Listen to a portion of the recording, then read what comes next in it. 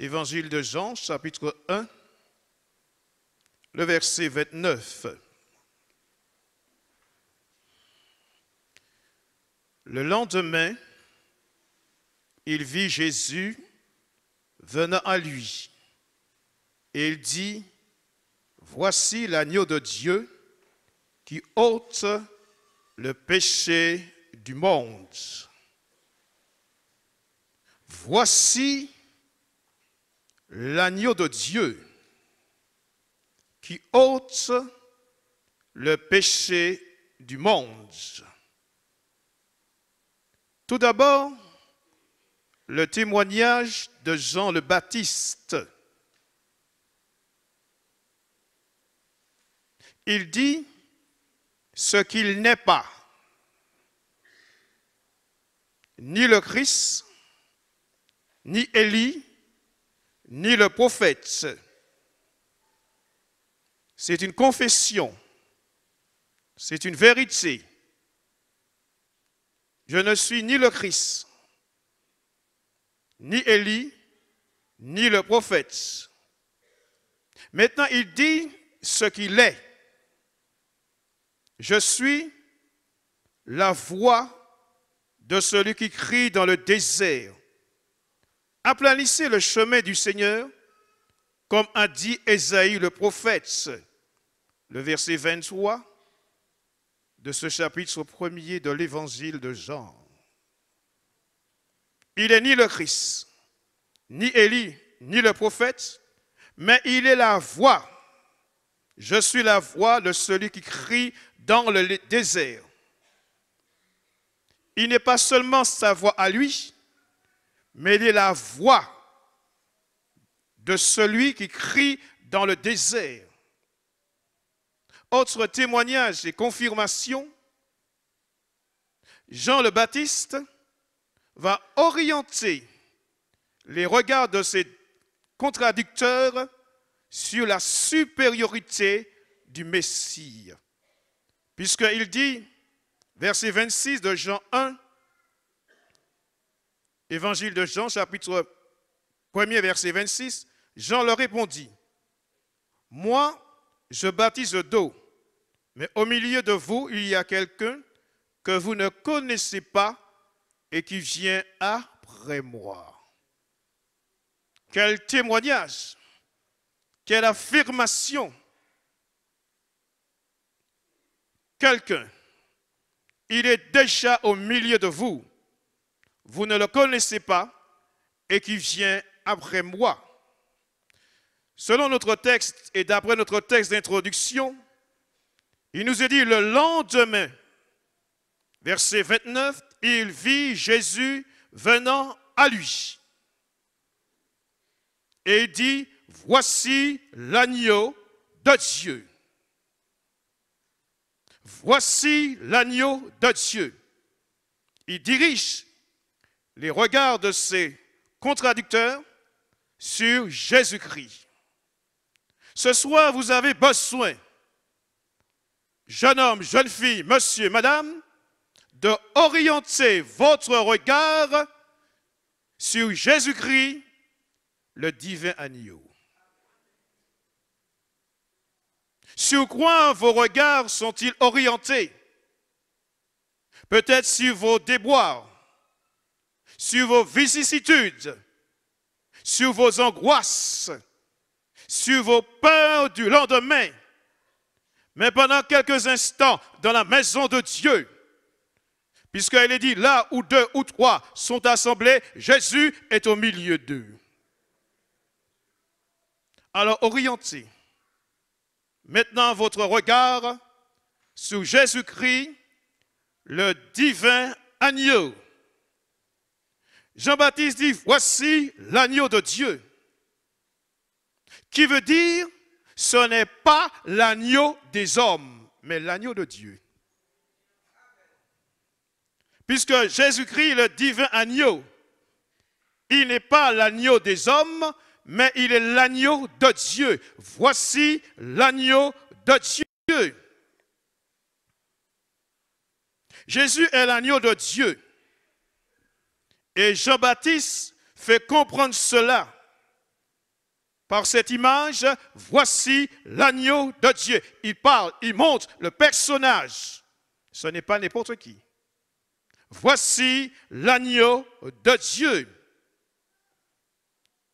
Voici l'agneau de Dieu. Cela veut dire, il vient par la miséricorde éternelle de Dieu pour vous. Voici l'agneau de Dieu. Voici l'agneau de Dieu. Dans l'Ancien Testament, autrefois, on sacrifiait des agneaux. Et selon la Bible, dans Exode chapitre 12, verset 3, un agneau pour chaque famille. Et c'est à partir de cela qu'il y a eu l'institution de la Pâque, selon Exode chapitre 12, verset 3. Et c'est par le sang de l'agneau que le peuple d'Israël a été sauvé de la destruction en Égypte. Et c'est à cause du sang de l'agneau que les Israélites, les Hébreux, ont été épargnés. Ils étaient à l'abri du sang. Puisque dans Exode chapitre 12, verset 7, il est question du sang.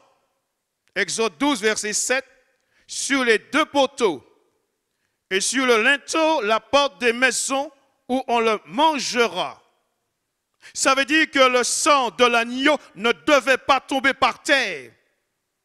Et il fallait respecter les exigences de Dieu.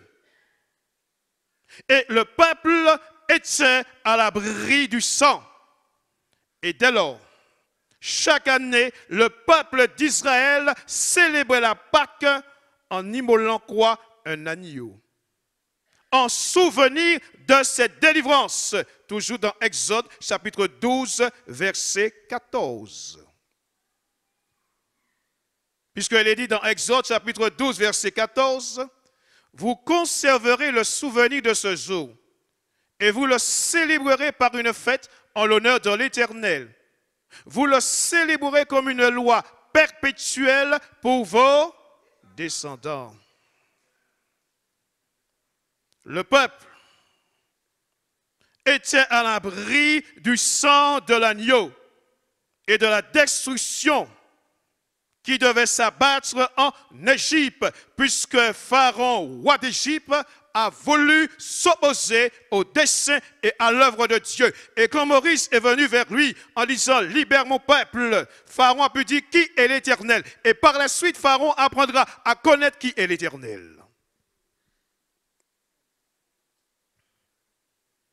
Jean-Baptiste, j'y reviens, dit « Voici l'agneau de Dieu. Voici l'agneau de Dieu. » Quelle est la mission de l'agneau? Ôter le péché du monde. Il n'est pas venu pour rien dans ce monde perverse, dans ce monde corrompu. L'agneau de Dieu est venu pour une mission spéciale, pour un but essentiel, ôter, enlever le péché du monde. Il n'est pas dit que l'agneau de Dieu est venu pour ôter les péchés du monde. C'est au singulier, il est venu ôter le péché du monde. Alors voici l'agneau de Dieu qui ôte le péché du monde. Quand Jean-Baptiste a vu l'agneau, il a dit cela avec joie, avec allégresse, avec enthousiasme. Voici l'agneau, l'agneau de Dieu qui ôte le péché du monde. Le péché du monde. Alors la question, comment le péché est-il entré dans le monde? Puisque l'agneau de Dieu est venu spécialement pour ôter, pour enlever le péché du monde, alors comment le péché du monde, comment le péché est-il entré dans le monde? L'apôtre Paul dit, ou il déclare dans l'épître Paul aux Romains, au chapitre 5, verset 12, c'est à cause d'un homme, à cause de sa désobéissance, que le péché est entré dans le monde. À cause d'un homme, à cause d'un seul homme, c'est-à-dire à Adam. À cause d'Adam que le péché est entré dans le monde. Alors l'agneau de Dieu est venu expressément dans ce monde pour ôter le péché du monde. Qu'est-ce que le péché? Le péché est une désobéissance à la loi divine. Le péché sépare l'homme de son Créateur. Le péché est un abîme entre Dieu et l'homme. Puisque la Bible dit tous ont péché et sont privés de la gloire de Dieu. Et le salaire du péché, c'est la mort. Mais le don gratuit de Dieu, c'est la vie éternelle en Jésus-Christ. Il est venu. Jésus-Christ, le divin agneau. Il est venu expressément dans ce monde pour enlever le péché. Mais de quel péché? Il est venu pour enlever d'abord ton péché. Parce que c'est ton péché qui te sépare de Dieu. C'est à cause du péché que Jésus est venu dans le monde. Parce qu'en tant qu'être humain, nous sommes déconnectés du ciel. Et Jésus est venu dans le monde afin de réparer l'irréparable dans le cœur de l'être humain. Voici l'agneau de Dieu qui ôte le péché du monde. Si nous revenons dans l'Ancien Testament, il fallait tuer l'animal.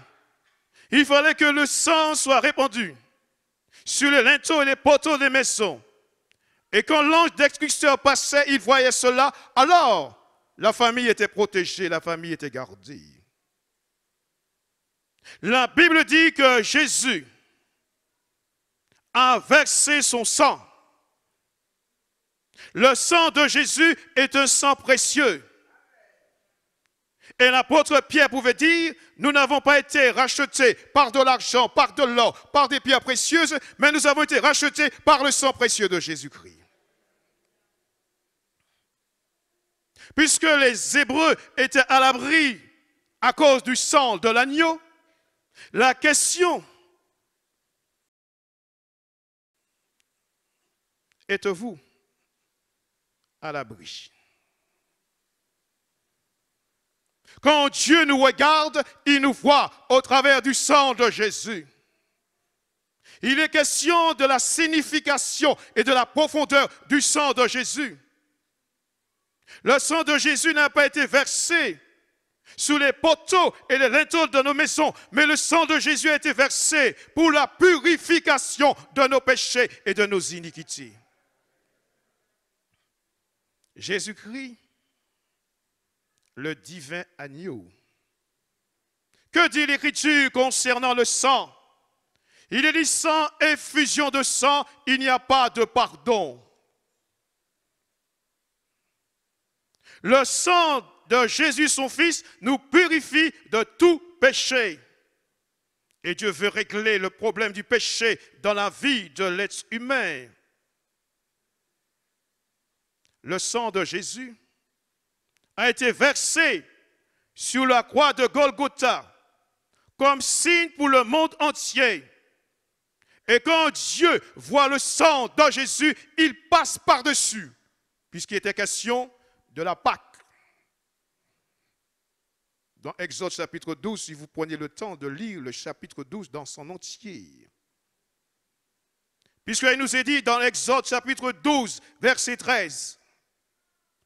Exode 12, verset 13. Le sang vous servira de signe sur les maisons où vous serez. Je verrai le sang et je passerai par-dessus vous. Il n'y aura point de plaie qui vous détruise quand je frapperai le peuple d'Égypte. Le péché nous éloigne loin de Dieu. Le péché nous condamne. Mais quand Dieu voit le sang de Jésus, alors Dieu passe par-dessus. puisque la Bible dit, oh c'est Jésus qui l'a dit, car Dieu a tant aimé le monde qu'il a donné son Fils unique, afin que quiconque croit en lui ne périsse point, mais qu'il ait la vie éternelle. Comprends-tu la valeur, la profondeur et la signification du sang de Jésus? Que fait le monde par rapport au sang précieux de Jésus? Le monde méprise, le monde piétine le précieux sang de Christ qui nous purifie de tout péché, selon 1 Jean chapitre 1 verset 7. Alors question, êtes-vous à l'abri du sang de l'agneau? Parce que Jésus crie le divin agneau.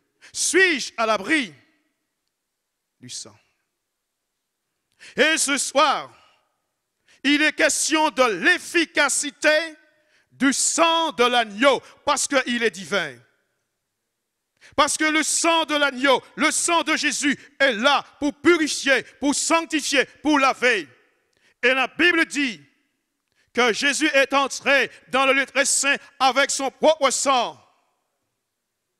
Pas besoin de sacrifice, pas besoin de rituel, pas besoin de cérémonie, parce qu'il est entré une seule fois pour toutes, afin de te purifier, afin de te sanctifier. Et la Bible dit que Dieu, pour ceux qui se sont repentis, pour ceux qui sont passés de la mort à la vie, des puissants des ténèbres à l'admirable lumière de Jésus-Christ, Dieu ne les voit plus comme ils étaient auparavant, mais Dieu les voit au travers du sang précieux de Jésus. Comment Dieu te voit ce soir? Voici l'agneau de Dieu qui ôte le péché de ce monde. Telle était sa mission. Jésus-Christ, le divin agneau, ôter. Il y a des choses que nous pouvons ôter dans notre vie. Certaines choses que nous pouvons nous débarrasser. Mais personne ne peut ôter son péché. Seul Jésus peut ôter le péché qui est dans la vie de l'être humain. Ah, le péché. Le péché nous empêche d'être en communion avec Dieu. Mais Jésus, le Fils de Dieu, est venu ôter le péché dans le monde. Quelle joie a pu exprimer Jean-Baptiste en orientant les regards sur Jésus. Voici l'agneau de Dieu qui ôte le péché du monde. Jésus ôte le péché. Non seulement il ôte le péché, mais il est capable de nous permettre de nous débarrasser du pouvoir, de la puissance et de la présence du péché. La puissance, le pouvoir et la présence du péché. Parce que Jésus-Christ, le divin agneau, Jésus est au milieu de nous ce soir. Quel privilège, quelle faveur dont il nous fait d'être au milieu de nous. Que c'est beau, que c'est merveilleux. Lorsqu'un jeune homme dont ses péchés ont été pardonnés, on dort bien, on ronfle. Quand nos péchés sont pardonnés, quand on va dormir l'estomac vide, on est heureux. Parce qu'on sait que Jésus-Christ, le divin agneau, a pardonné nos péchés. Un exemple parmi tant d'autres. Jésus dit à un paralytique, un homme qui est atteint de paralysie, « Mon enfant, tes péchés te sont pardonnés. » Oh, ses détracteurs étaient offusqués. Et Jésus a dit, lequel d'entre vous qui est le plus aisé pour dire, « Lève-toi et marche. » Oh, afin que vous sachiez que le Fils de l'homme a le pouvoir de pardonner les péchés. Dieu ne se lasse de pardonner. Mais personne ne peut ôter si ce n'est que le Christ Jésus. Parce qu'il est l'agneau divin. il vient du ciel. Il vient du ciel. Question, avez-vous reçu le pardon de vos péchés? Comment considérez-vous l'agneau de Dieu, le Fils de Dieu? Jésus est là. Et là où il y a Jésus, il y a le pardon. Il y a la restauration. Oh, je me rappelle, en tant que jeune homme, il y a quelques années de cela, quand j'ai entendu la prédication de l'Évangile et que le Saint-Esprit m'a convaincu de péché, de justice et de jugement, j'ai demandé pardon à Jésus. Et à partir de cet instant-là, mon péché a été ôté grâce à Jésus-Christ. Grâce à Jésus-Christ. Jeune homme, jeune fille, que dit Ecclésiaste, le sage? Réjouis-toi pendant les jours de ta jeunesse, mais sache qu'un jour Dieu t'appellera en jugement. Ce soir, tu peux demander à Jésus de ôter ton péché. Il va le faire. Il peut et il veut le faire ce soir. Oui. Alors, Jésus-Christ, le divin agneau. Premièrement, Jean-Baptiste témoigne au verset 30 de Jean 1. Jean-Baptiste dit, il était avant moi. C'est ça le divin agneau. C'est celui dont j'ai dit, après moi vient un homme qui m'a précédé, car il était avant moi. Ça, c'est le divin agneau.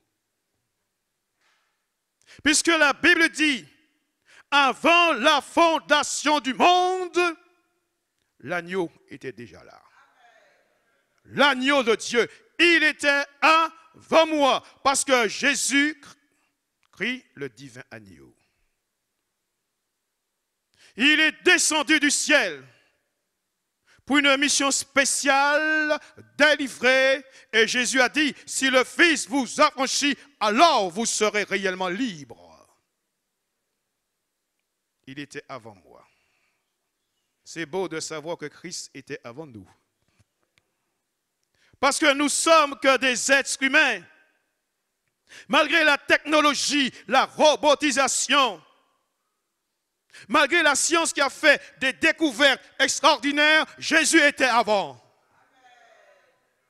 La Bible dit au commencement, Dieu créa les cieux et la terre. Au commencement, c'est le début de l'histoire. Mais pas le début des activités de Dieu, parce que Dieu était avant toute chose, parce que Dieu existe par lui-même. Il était avant moi.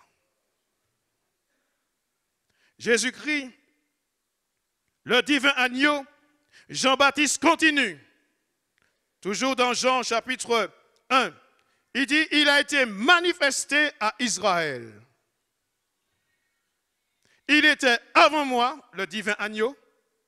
Ensuite, il a été manifesté à Israël. Ça veut dire que le Jésus-Christ, le divin agneau de Dieu, s'est révélé à Israël, s'est manifesté à Israël.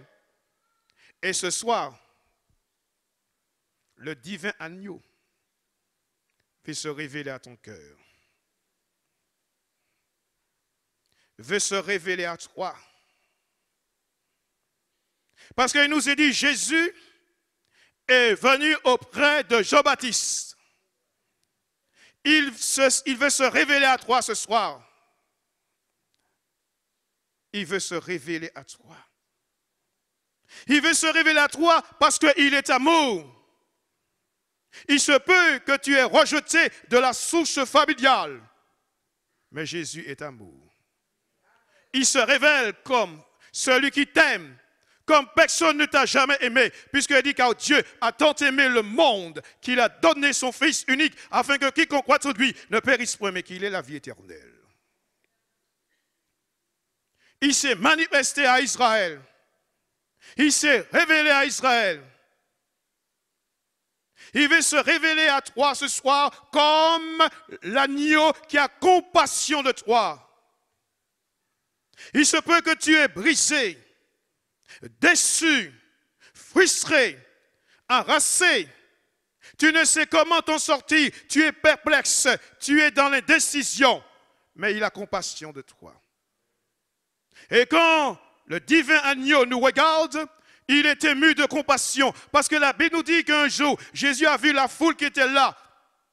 La foule n'avait pas un poteau d'indicateur.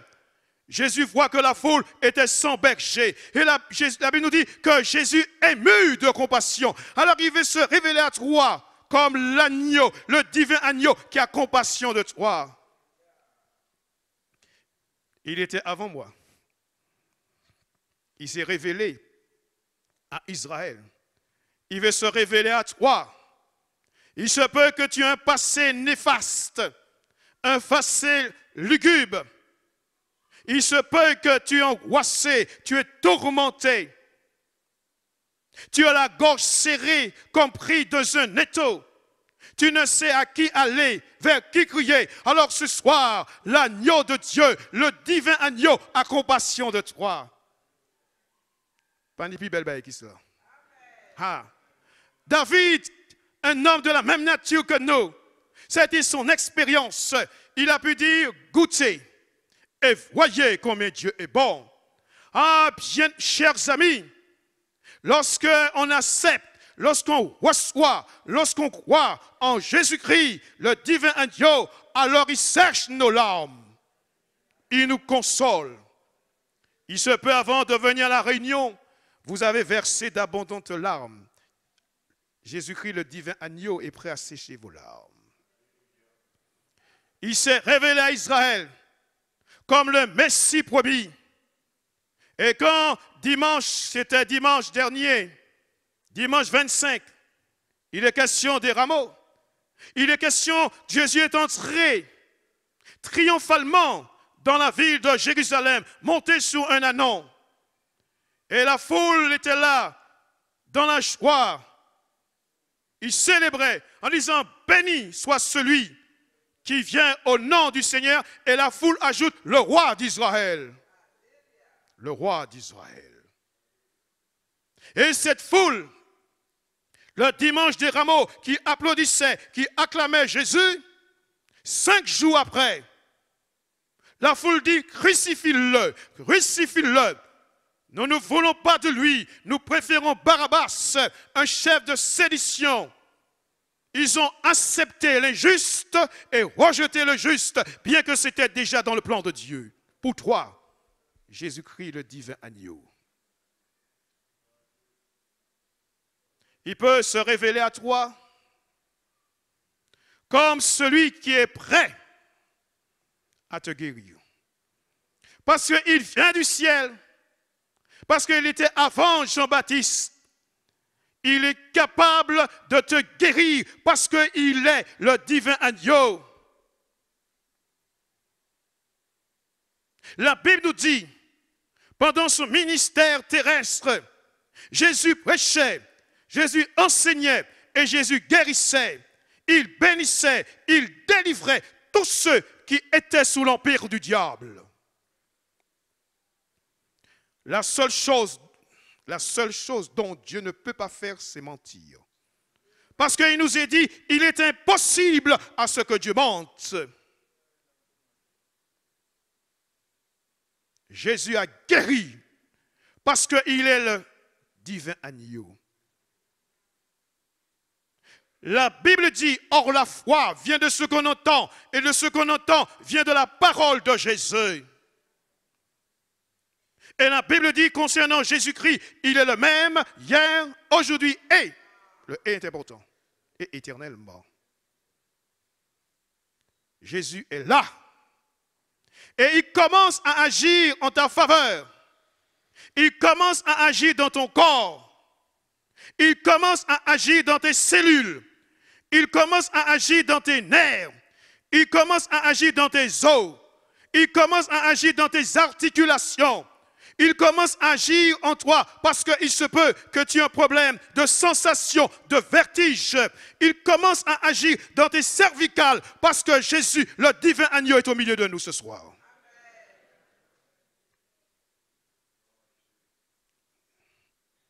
il peut se révéler aussi à toi en te disant que tu es pécheur et que tu as besoin de te repentir. Quand Jésus a commencé son ministère, Jésus disait à ceux qui étaient là, repentez-vous, car le royaume de Dieu est venu au milieu de vous. Le royaume de Dieu est proche, repentez-vous. Il peut te dire, repens-toi. Il se révèle à toi comme le chemin, la vérité et la vie, puisqu'il a dit, je suis le chemin, la vérité et la vie. Il dit cela à un de ses disciples. Philippe dit, mais montre-nous le Père et nous allons croire. Montre-nous le Père, cela nous suffit. Philippe demande à voir et Jésus lui demande à croire. Je répète, Philippe demande à voir alors que Jésus lui demande de croire.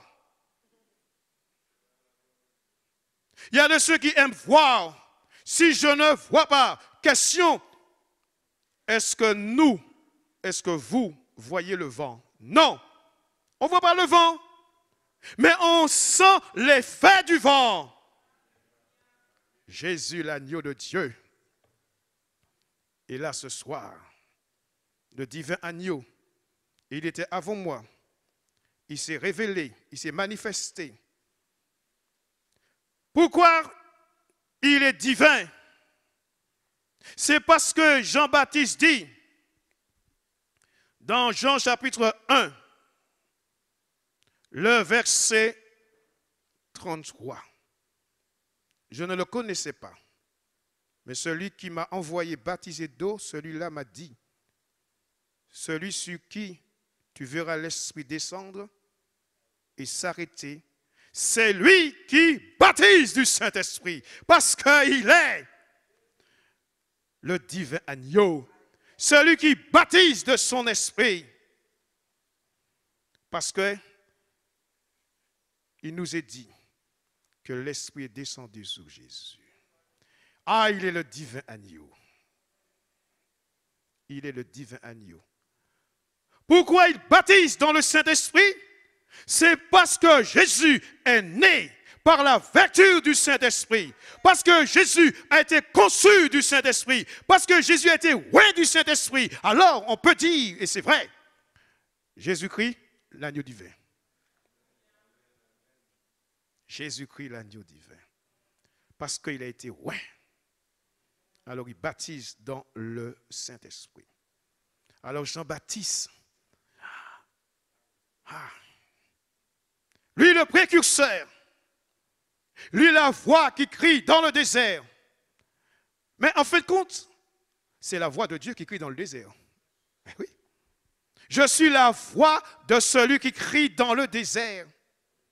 Ça veut dire que Jean-Baptiste dit ce que Dieu lui commande d'annoncer. Voilà. Parce que Jean-Baptiste n'est qu'un serviteur, le précurseur, celui qui va préparer, aplanir le chemin pour que les hommes et les femmes puissent comprendre et saisir que Jésus n'est pas n'importe qui, mais Jésus est l'agneau.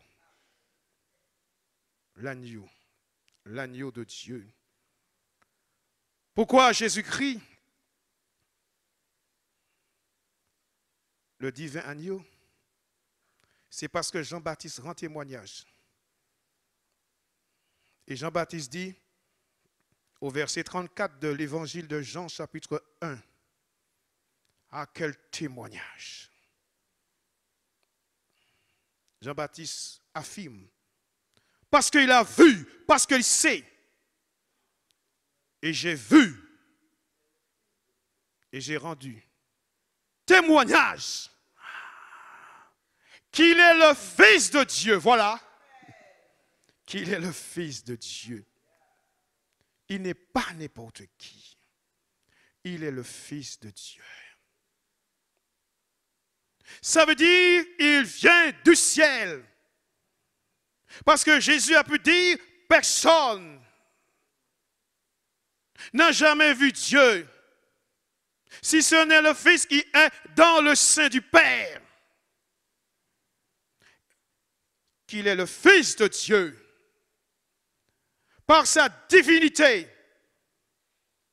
Et pour conclure, en tant que fils de Dieu, il avait autorité, il a encore autorité sur les éléments de la nature. Alors que Jésus va organiser un voyage, pas une croisière. Un voyage, pas une croisière. Jésus dit à ses disciples, passons de l'autre côté. C'est lui qui organise ce voyage. Dans notre évangile, il dit, il les obligea à passer de l'autre côté. Et chose d'inattendue, d'imprévisible, il y a eu un vent, une tempête. Alors que les disciples étaient des marins de profession, ils étaient habitués à des mers tergiversantes. Ah. La Bible nous dit que Jésus dormait. Ah, le divin agneau. Il dort. Il est fatigué. Les disciples s'inquiètent. La barque est en train de s'enfoncer et peut-être que vous êtes en train de vous enfoncer à cause de vos problèmes, à cause des aléas, à cause des circonstances, à cause des vicissitudes de la vie. Alors vous êtes en train de vous enfoncer. Mais Jésus, le divin agneau, est là ce soir. Maître, tu ne t'inquiètes pas, nous sommes en train de périr. En créole, mon cas prophète. Le roi prophète, hein? Ben oui, en créole. Mon cas prophète. Et les disciples ont interrompu le sommeil du maître. Ben oui, Jésus aurait dormi. Vous savez, nos enfants, parce que ça vous est arrivé, lorsqu'on est en train de faire la sieste, les enfants rigolent. Papa, réveille-toi! Je dis, pourquoi tu es chez moi? Ils rigolent. On est en train de dormir. Hein? Brusquement, ils te réveillent. Alors je dis, mais pourquoi tu es chez moi? Dis-moi, tu es chez moi? Et l'enfant rigole. Mais ils ont interrompu le sommeil du maître. Ah, Jésus se laisse déranger pour toi. Parce que tu as du prix. Parce que tu as de l'importance à ses yeux. Et la Bible nous dit que Jésus s'étant réveillé, il a calmé la mer et le vent. Il dit, ah, qu'est-ce que cet homme qui fait ces choses-là, si ce n'est que le Fils de Dieu. Alors voici l'agneau de Dieu qui ôte ton péché. Voici l'agneau de Dieu qui te purifie de tout péché. Voici l'agneau de Dieu. Oriente tes regards sous Jésus-Christ, le divin agneau. Tu ne seras pas déçu. Jésus ne nous introduit et ne vous introduira jamais en erreur parce qu'il est le divin agneau. Puissions-nous, puissiez-vous, puissions avoir un moment de recueillement. Voici l'agneau de Dieu. Pas l'agneau des hommes, mais le divin agneau qui ôte le péché du monde. J'invite l'auditoire à un moment de recueillement. Que de chants sur l'agneau, que de chants. L'agneau a été immolé. L'agneau est assis sous le trône. Et dans le ciel, l'agneau est glorifié. Toute créature, les anges, les archanges glorifient l'agneau. Personne ne peut et ne pouvait ouvrir le Saint-Livre si ce n'est que l'agneau. Alors, chers amis, voulez-vous recevoir, pas n'importe qui, mais l'agneau, le divin agneau. Il se peut que vous vous trouviez dans des pétrins ou des problèmes pas possibles. Alors souhaitez-vous, désirez-vous ardemment accepter Jésus-Christ le divin agneau. En acceptant Jésus-Christ le divin agneau, il va purifier vos péchés par son sang. De même que les Hébreux étaient à l'abri à cause du sang de l'agneau qui était répandu sur les linteaux, les portes des maisons, quand tu acceptes le Christ, alors tu es à l'abri du sang de l'agneau, mais à l'abri du jugement dernier. Ça veut dire que tu es à l'abri de la colère de l'agneau. Aujourd'hui, il est le sauveur. Mais viendra un jour, il sera ton juge. Mais aujourd'hui, il est le sauveur. Il n'est pas venu pour t'éclabousser. Il n'est pas venu pour t'enfoncer. Il n'est pas venu pour te condamner, mais il est venu pour te sauver.